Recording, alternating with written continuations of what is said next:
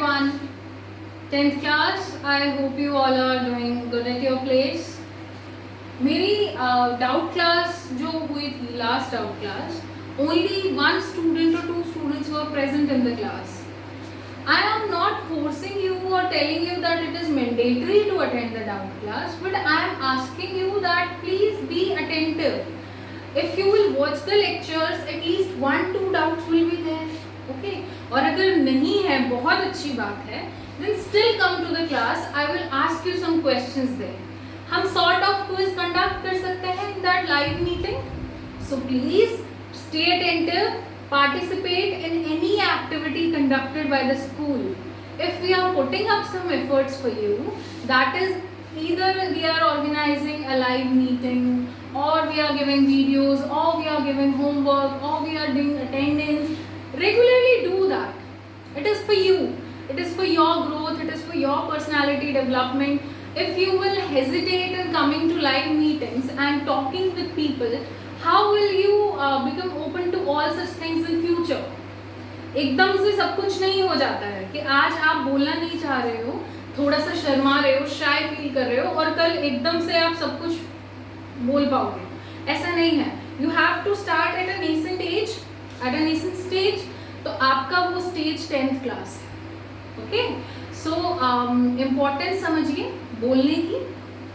आज मोदी जी प्रधानमंत्री कैसे बन गए? Due to any qualification? No, he did it because he has a very good orating power. बहुत अच्छे orator हैं, बोलते बहुत अच्छा हैं. Okay, when he'll talk, you'll believe that whatever he is saying, it is true. और राजनेता ज़्यादातर सच तो बोलते नहीं हैं. We all know that. But अगर आप किसी के आंखों में आगे डाल के बोलो तो सच लगता है. So that is the power of speaking. That is the power of confidence that you should also have to develop. That you should have to develop. Okay. So I guess this will be a benchmark from today onwards that you will come to the meeting. At live meeting, first of all, I will take your attendance. Then I will ask you whatever the doubts are from the previous classes. Then we will conduct a 10-minute quiz. Okay. जो पिछले chapter पढ़ लिए हैं और जो last revision video थी उनसे questions पूछूंगी तो आप लोगों को क्लियर हो जाएगा. करंट अफेयर्स, अगर न्यूज में कुछ चल रहा है और आप उसके बारे में जानना चाहते हो, that also we can discuss in the live meeting. ठीक है, आज की क्लास स्टार्ट करें. आज की क्लास स्टार्ट करने से पहले लास्ट क्लास से कुछ क्वेश्चंस डिस्कस कर लेते हैं. मैं क्वेश्चन बोलूंगी, आप आंसर वहां बैठे बोलो. अगर आपका ठीक है तो बहुत अच्छी बात है, नहीं है तो दोबारा से वीडियो देख लेना. So the story of Olympics which we are reading in the current chapter is of which year? I repeat my question. The story of Olympics which we are reading in the current chapter is of which year? 1968. Place Mexico. In 1968 at Mexico Olympics were held. Okay. Name the two important or prominent personalities which highlighted the issue of racial discrimination in 1968 Mexico Olympics. ऐसे दो व्यक्तियों का नाम बताइए जिनके बारे में हमने पढ़ा है इस चैप्टर में, जिन्होंने इस पूरे इशू को हाईलाइट किया. क्या हो रहा था अमेरिका में? Racial discrimination. तो उसको हाईलाइट करने का काम किन दो व्यक्तियों ने किया? Tommy Smith and John Carlos. ये लोग कौन थे? African American. चलो ठीक है. अब ये बताओ, सिविल राइट्स मूवमेंट जो था और ब्लैक पावर मूवमेंट जो था वो कहाँ पे हो रहा था? US. The civil rights movement and the black power movement was taking place in US. Why? To abolish the racial discrimination. On the basis of color, people were discriminated. रंग जो है आपका, उसके बेस पे आपसे भेदभाव किया जा रहा था. कैसे? जो black community थी, they were deprived of the rights and white community was preferred. उनको सारी अपॉर्चुनिटीज मिलती थी, सारी फैसिलिटीज मिलती थी, and all the rights, voting rights, right to live peacefully, right of movement, सब कुछ सिर्फ वाइट के लिए था. ब्लैक्स वर पॉवर्टी रिडन, वो गरीबी में जी रहे थे, उनके पास अपॉर्चुनिटीज, राइट्स नहीं थे. ठीक है, तो जो सिविल राइट्स मूवमेंट था और ब्लैक पावर मूवमेंट दोनों ही कहाँ हो रहे थे? यूएस में. सिविल राइट्स मूवमेंट का टाइम स्पैन क्या था, बता दो फटाफट, बताओ बताओ. 1954 to 1968. This is the time span of civil rights movement. 1954 to 1968. Civil rights movement के लीडर कौन थे? Martin Luther king junior. He was the leader of the civil rights movement. He was leading this movement of civil rights. Okay. Okay. Black Power movement कब start हुआ था? 1966 to 1975. Okay. पहले कौन सा start हुआ? Civil rights movement. This movement was non-violent. अगर आपसे पूछा जाए among the both, दोनों movements में से civil rights movement and black power, non-violent कौन सा था? Civil rights movement. And violent कौन सा था? Black power movement. बिकॉज पहले वो लोग एक नॉन वायलेंट मूवमेंट लीड कर रहे थे. They were asking for their rights, शांति से, शराफत से मांग रहे थे, हमें हमारे हक दे दो प्लीज, और हमें भी इस कंट्री में सिटीजन्स की तरह ड्यू रिस्पेक्ट दे दी जाए, हमें भी इजीली अकोमोडेट कर दिया जाए. बट ऐसा नहीं हो रहा था. They were practising all non violent means, but that was not taking place very nicely. So what the people, black people did, they converted this movement into a violent movement. कि हम हिंसा भी करेंगे अगर जरूरत हुई, लेकिन हमें हमारे हक चाहिए. तो वायलेंट कौन सा था? Black power. और नॉन वायलेंट कौन सा था? Civil rights. दोनों कहाँ हो रहे थे? यूएस में. क्या खत्म करना चाहते थे? Racial discrimination. इतना समझ में आ गया? अच्छा ठीक है. ओके, स्टोरी लाइन से इतने क्वेश्चंस. ठीक है, अब चलो एक क्वेश्चन थोड़ा अलग तरीके से करते हैं. मैं आपको 4 ऑप्शंस दे रही हूँ एंड आपको मुझे बताना है कि इनमें से कौन सा social difference on the basis of birth आता है हमारे अंदर.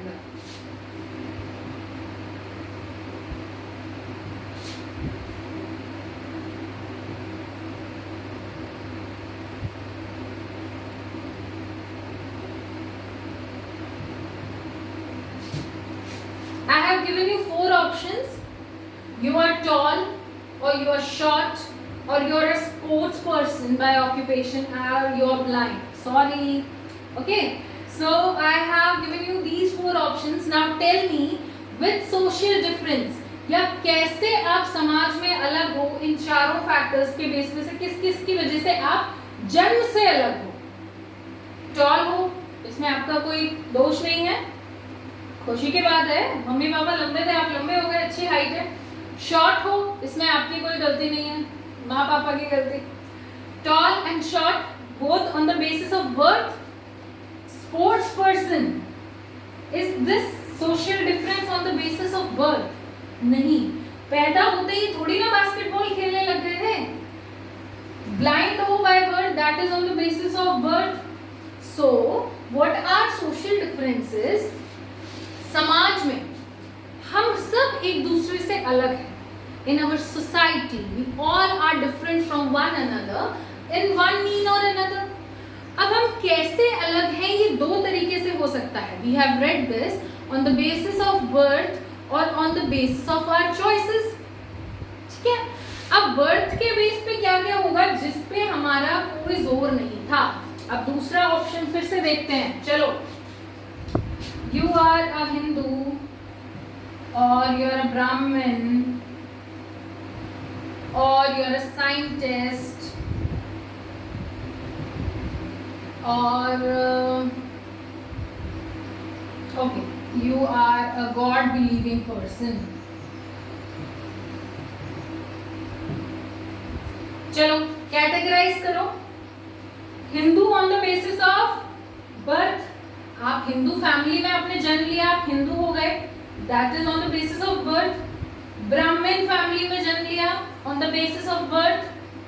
साइंटिस्ट बने, this was on the basis of your choice. You decided to be a scientist, you took the science stream in your 11th class, then you studied for the scientist and you cleared the exam and then you became the scientist. This is on the basis of your choice.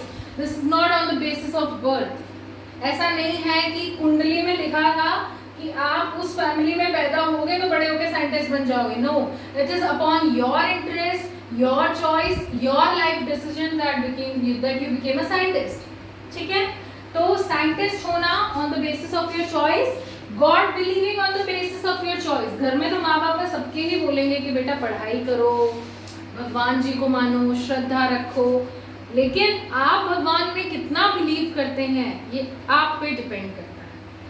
कुछ लोग अंधविश्वास के level तक चले जाते हैं, कुछ लोग श्रद्धा तक बिलीव करते हैं और वो मानते हैं कि भगवान है, लेकिन ऐसा नहीं है कि हमें सब कुछ भगवान पे छोड़ देना है. सो ये आपका कंसाइंस है, this is your thinking and you have developed it with time on the basis of your choice, not on the basis of birth. I hope इतना पार्ट आपको अब तक क्लियर है. Okay, take 5 seconds, then I will rub the board and we will continue with the lecture.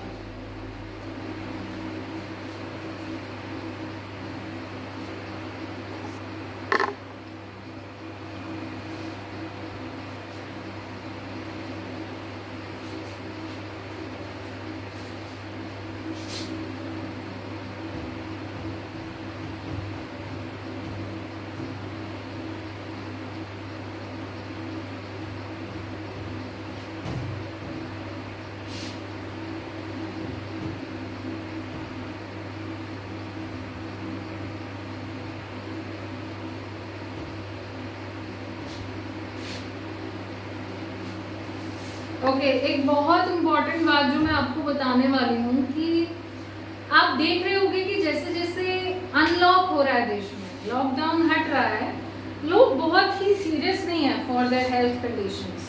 They are avoiding sanitizers, हाथ धोना. आपने बोला बहुत हाथ धो लिया यार, कितना करें, आना ही है, ये तो होना ही है, कुछ बड़ी बात नहीं है. बेटा बड़ी बात है. If you get sick for a month, this is a very serious issue. So please take care of your safety as well as your family's safety. क्या जाता है मास्क लगा के जाने में, क्या जाता है? It is for your safety. Do it for your parents, for your grandparents, for yourself. बहुत से लोगों में ये थिंकिंग देखी है कि अगर हम जवान हैं तो हम तो हैंडल कर लेंगे. ठीक है, मान लिया आप हैंडल कर लेंगे, बट आपकी बॉडी की इम्यूनिटी तो जाएगी. इतना महंगा इलाज से पैसा जाएगा, बॉडी वीक हो जाएगी और गारंटी पेपर पे तो कोई लिख के दे नहीं रहा है कि बच ही जाओगे. So please pay attention to all the instructions. बिना मतलब घर से बाहर मत जाओ, काम है तो जाना पड़ेगा विद सेफ्टी. सैनिटाइजर्स भी यूज करना, अननेसेसरी प्लेसेस को हाथ ना लगाना. Okay, don't come in close contact with the people, maintain some distance. These are some basic instructions you will have to follow. इन चीज़ों का ध्यान आपको रखना पड़ेगा अभी बहुत लंबे टाइम तक. ये बूम भी अभी इंडिया में आया भी नहीं है. ठीक है, डोर टू डोर जब ये बीमारी चली जाएगी तो you have to handle this. So please pay attention to your safety.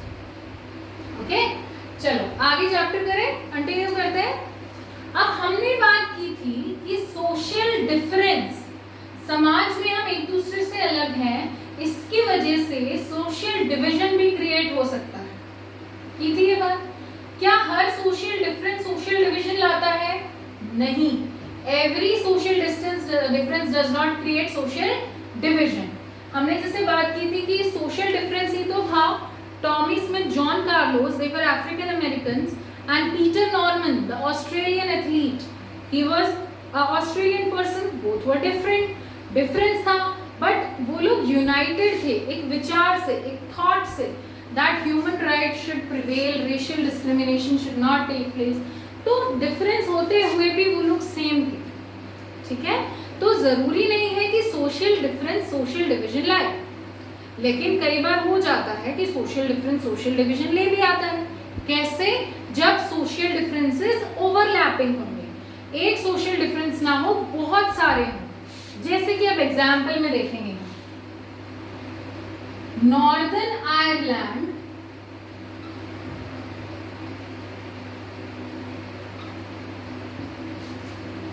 And Netherlands.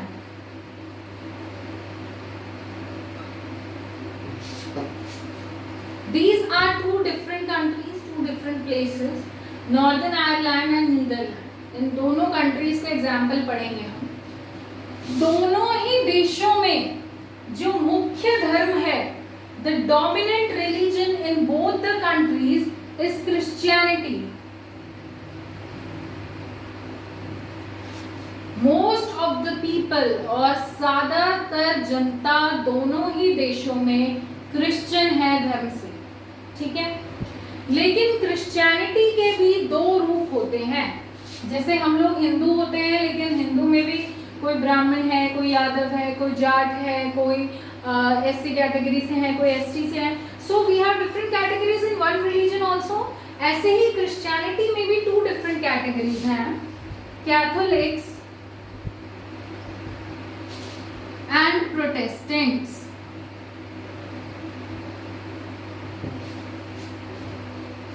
अब आप ये मत पूछना इनकी डेफिनेशन क्या है, ये नाम है ऑफ द डिफरेंट कम्युनिटी। जैसे ब्राह्मण आपकी कम्युनिटी है, ऐसे ही क्रिश्चियनिटी में टू मेजर कम्युनिटीज हैं, Catholics and Protestants. I hope this is clear. अब नॉर्दर्न आयरलैंड में क्या है, देखो कैथोलिक्स पुअर भी है, गरीब है वो, उनके साथ डिस्क्रिमिनेशन भी होता है।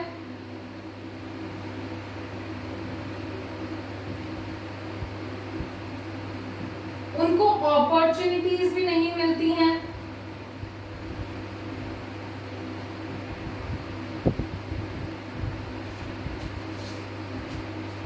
ठीक है, और प्रोटेस्टेंट्स के पास ये तीनों चीजें हैं। ध्यान से समझना इस एग्जाम्पल को। कैथोलिक्स पुअर है, एक सोशल डिफरेंस, ये अमीर है वो गरीब, एक सोशल डिफरेंस आया। लेकिन गरीब होने के साथ साथ उनके साथ भेदभाव भी किया जाता है। दूसरा सोशल डिफरेंस आ गया, यहाँ पे भेदभाव नहीं है, यहाँ पे आ गया है, ओवरलैप हो गया। फिर तीसरा, इनको अपॉर्चुनिटीज नहीं है, इनको अपॉर्चुनिटीज है, तो overlapping of social differences is taking place. और जब ओवरलैपिंग होगी तब क्या होगा, कॉन्फ्लिक्ट और डिसइंटीग्रेशन।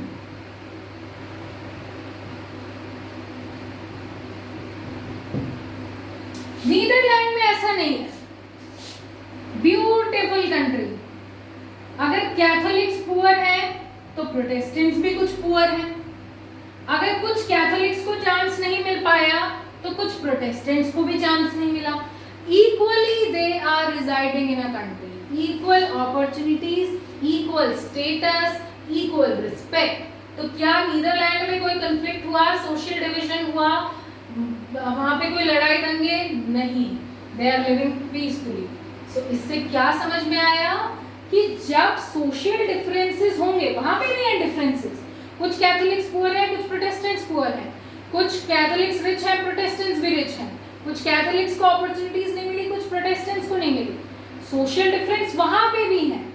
क्या डिफरेंस है, ओवरलैपिंग नहीं है, सिर्फ एक ही कम्युनिटी के साथ बार बार गलत नहीं हो रहा है।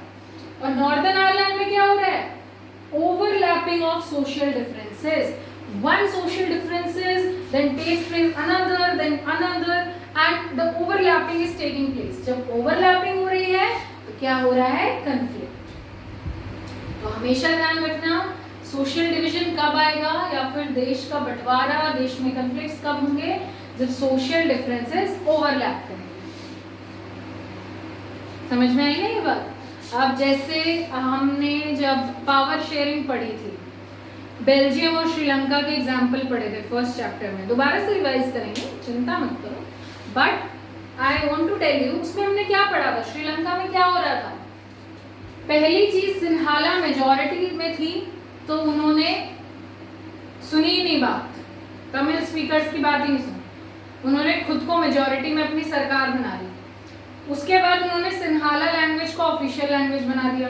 दूसरा सोशल डिफरेंस और ओवरलैप हो गया। गवर्नमेंट जॉब्स कॉलेजेस में अपने लिए सीट्स रिजर्व रख ली, एक और सोशल डिफरेंस ओवरलैप हो गया। जब इतने सारे डिफरेंसेस ओवरलैप हो गए तो वहां पे क्या हो गई थी, सिविल वॉर। तो यही नॉर्दर्न आयरलैंड में भी हो रहा है। और नीदरलैंड में क्योंकि ओवरलैपिंग नहीं है तो कंट्री पीसफुली रहेगी। ठीक है, ये टॉपिक समझ में आ गया। Now comes the last topic of this chapter,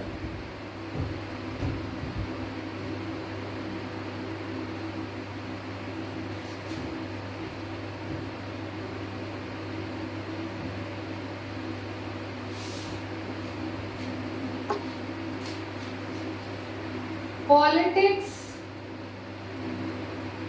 of और इन सोशल डिविजन।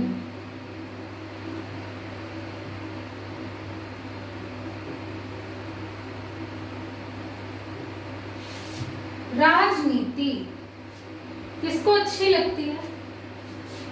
अब आप कहोगे राजनीति बड़ी गंदी चीज है, पेरेंट्स से ग्रैंड पेरेंट्स से हम लोग यही सुनते हैं।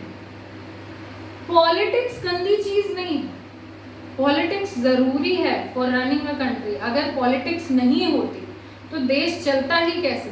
130 करोड़ जनता को एक साथ रख पाना, उनके लिए कानून बना पाना आसान बात नहीं है। उन्हें फैसिलिटीज देना, उनकी डिमांड्स सुनना, उनकी डिमांड्स के लिए काम करना, this is not an easy task. So politics is not a bad thing. उसे खराब पॉलिटिशियंस ने खराब बना दिया है, ठीक है? क्योंकि लोग हमारी पॉलिटिक्स क्या है? कंपटीशन है, पावर प्ले है। हर कोई बस सत्ता में आना चाहता है, पावर में आना चाहता है, उस पावर का मिसयूज करके खुद को बेनिफिट करना चाहता है। इसलिए लोगों को पॉलिटिक्स गंदी लगने लगी है। Otherwise politics is a necessary thing in any country. उसके बिना देश का चलना असंभव है। सो हम पढ़ेंगे कि कैसे सोशल डिवीजन में पॉलिटिक्स आ सकती है, ठीक है? एग्जाम्पल से पढ़ना स्टार्ट करेंगे। अब आप कहोगे मैम एग्जाम्पल उठा के नॉर्दर्न आयरलैंड का याद आता है बार बार। कोई बात नहीं भाई, दोबारा पढ़ लो।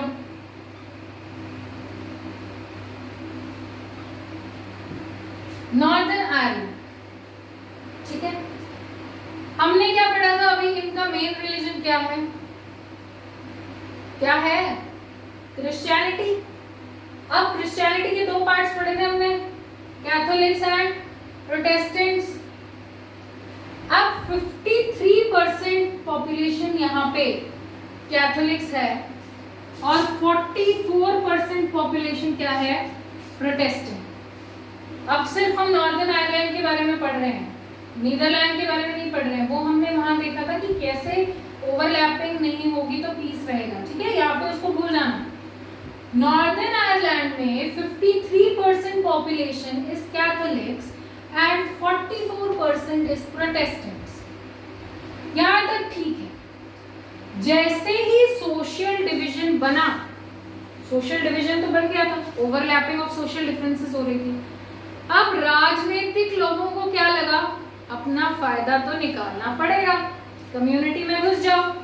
आगे Catholics are represented by nationalist parties.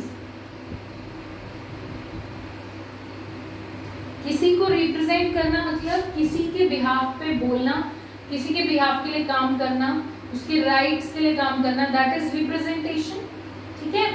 तो Catholics were represented by nationalist parties. और ये क्या चाहते थे कि जो कैथोलिक्स हैं वो रिपब्लिक ऑफ आयरलैंड के साथ जुड़ जाएं।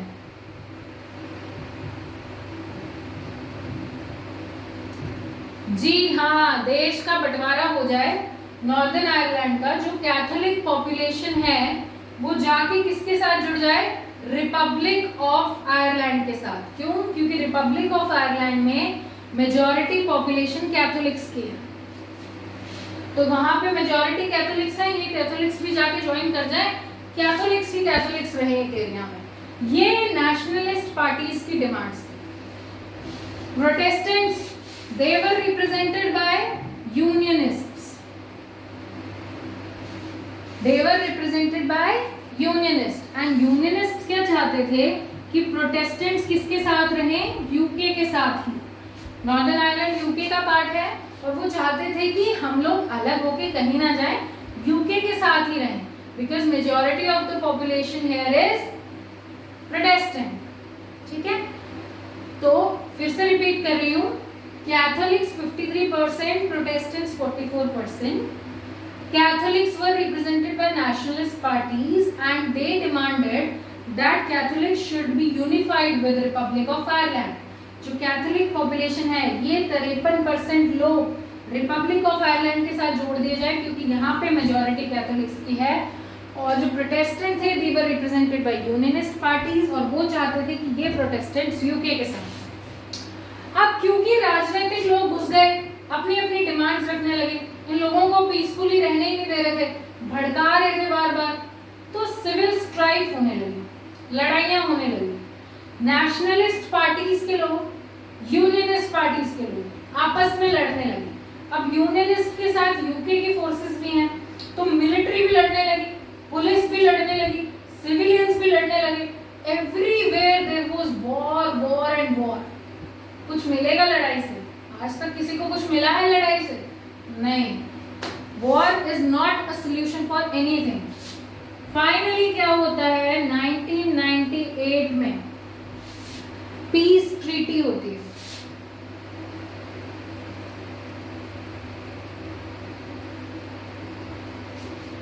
शांति समझौता। 1998 में पीस ट्रीटी होती है कि ठीक है भाई, आपस में मत लड़ो, millions of people have died, इतने लोग मारे जा चुके हैं, क्या मिल रहा है आपको, आपस में मत लड़ो, have a peace treaty.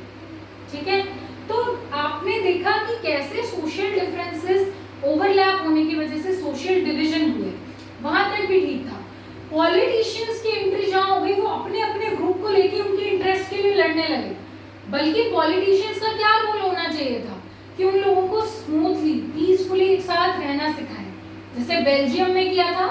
Example याद आया, बेल्जियम में डच स्पीकिंग थे, फ्रेंच स्पीकिंग थे, और बेल्जियम गवर्नमेंट ने क्या अमेंडमेंट्स कर दिए थे कि कहीं पे डच स्पीकिंग की और फ्रेंच स्पीकिंग को इक्वल रखा जाएगा। कैबिनेट में जितने मंत्री डच भाषा के होंगे उतने ही फ्रेंच भाषा के भी होंगे। याद आई आपको ये चीज? हम दोबारा रिवाइज करेंगे, बट तब तक के लिए इतना देखो कि बेल्जियम में क्या था कि कहीं पे डच मेजॉरिटी थी, कहीं पे फ्रेंच मेजॉरिटी थी, but they amended their constitution 4 times and what they did, they gave equal status, equal position और equal opportunities to both the countries। वहाँ पे भी पीसफुली ही काम चला।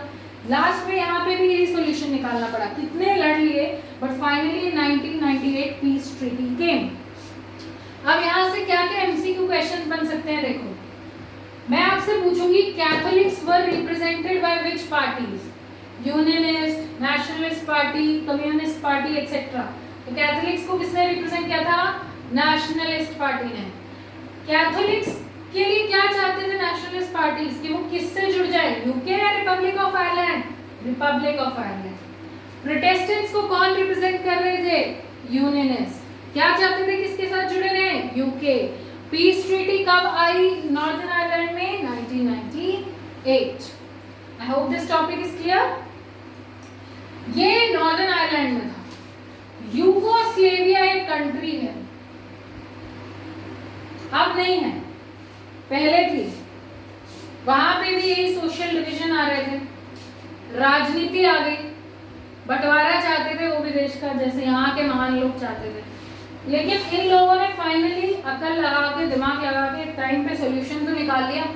यूगोस्लेविया में वो लोग ये पीसफुल सोल्यूशन नहीं कर पाए और इस देश का बंटवारा 6 डिफरेंट कंट्रीज में हो गया। यूगोस्लेविया after all finally after some time was divided into 6 different countries। यूगोस्लेविया का बंटवारा 6 अलग देशों में हो गया due to politics of social division। I hope this is clear। दोनों ही एग्जाम्पल समझ में आए। अब क्या क्या बातें होती हैं सोशल डिविजन में जो पॉलिटिक्स रोल प्ले करती है, 3 पॉइंट है वो और डिस्कस करने हैं। 5 सेकेंड्स के लिए बोर्ड देख लीजिए, कुछ डाउट है तो।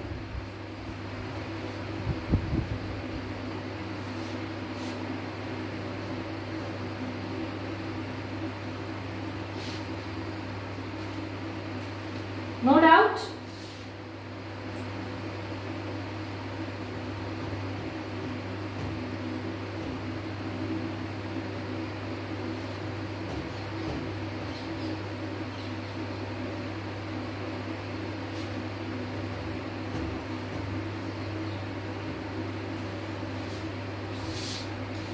अब आपको 3 डिटर्मिनेंट्स बताए हुए हैं।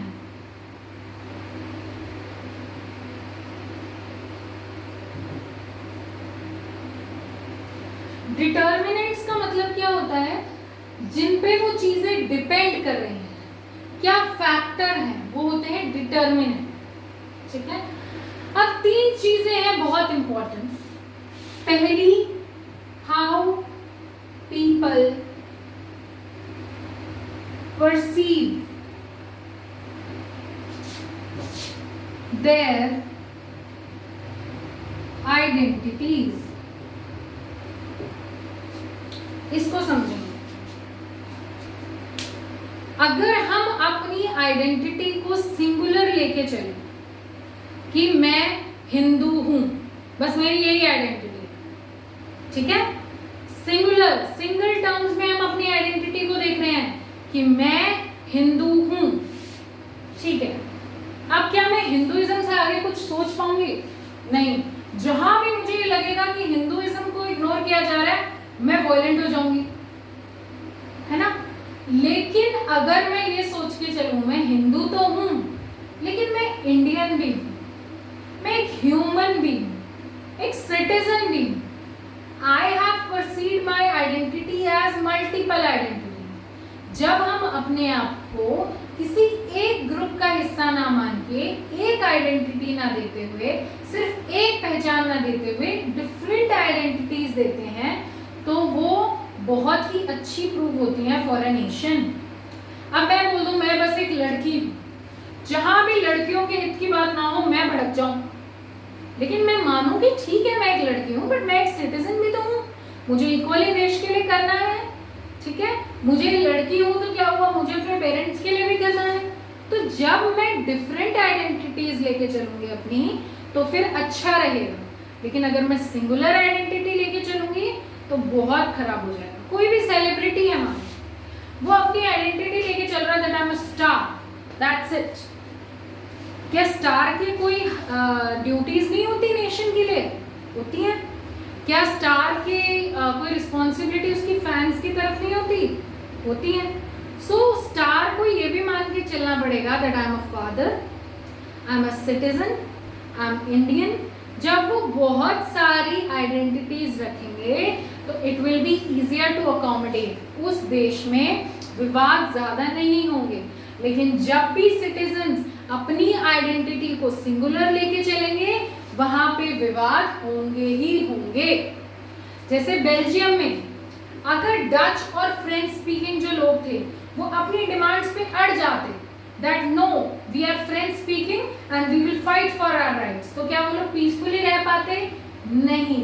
But they perceived their identities as multiple, they accepted that okay we are French speaking or we are Dutch speaking, but we are part of the Belgian country, we are Belgian citizens. Then they stood for the humanity that okay they also deserve some rights, उनके पास भी कुछ अधिकार होने चाहिए।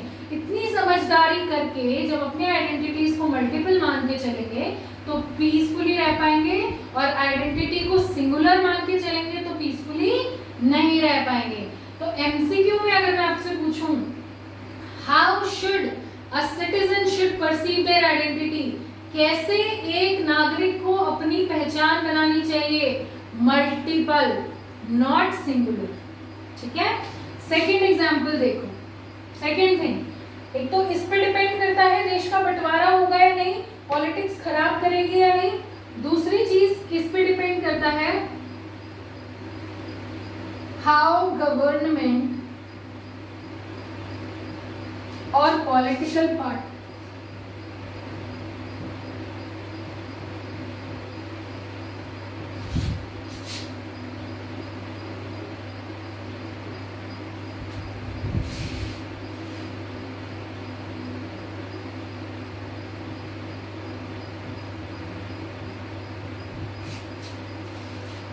हर देश में नागरिकों की कुछ डिमांड्स होती हैं, कुछ इच्छाएं होती हैं, हर देश में होती है, ठीक है।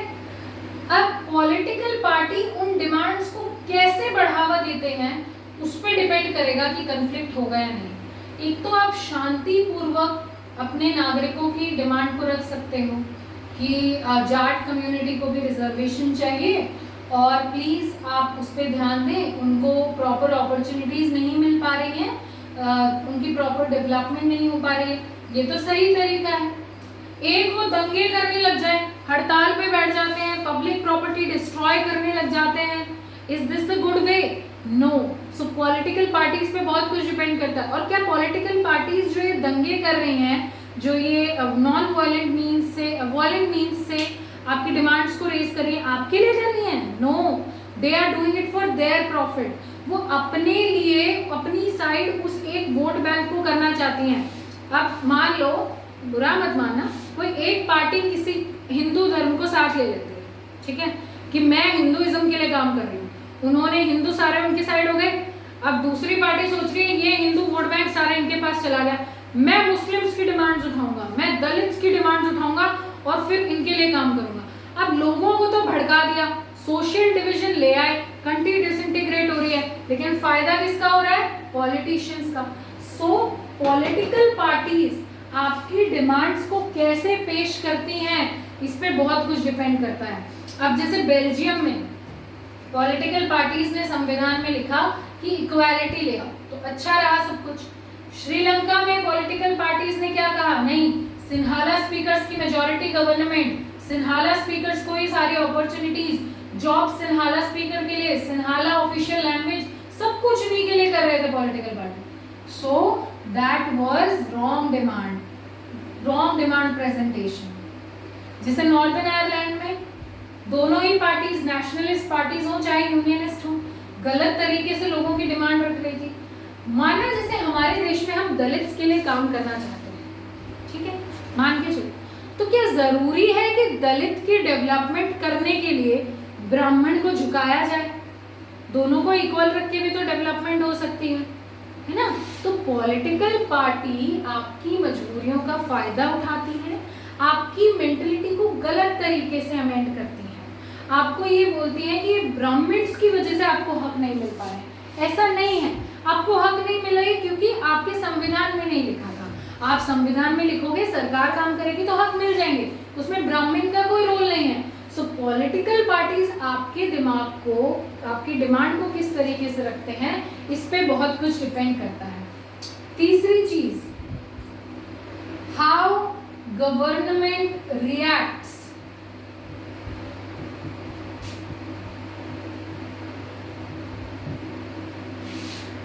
पॉलिटिकल पार्टीज तो चाहे सत्ता में हो या ना हो, वो काम करती रहेंगी अपना। कांग्रेस आज पावर में नहीं है, बट स्टिल आप देखते हो ना, विपक्ष का काम करती है।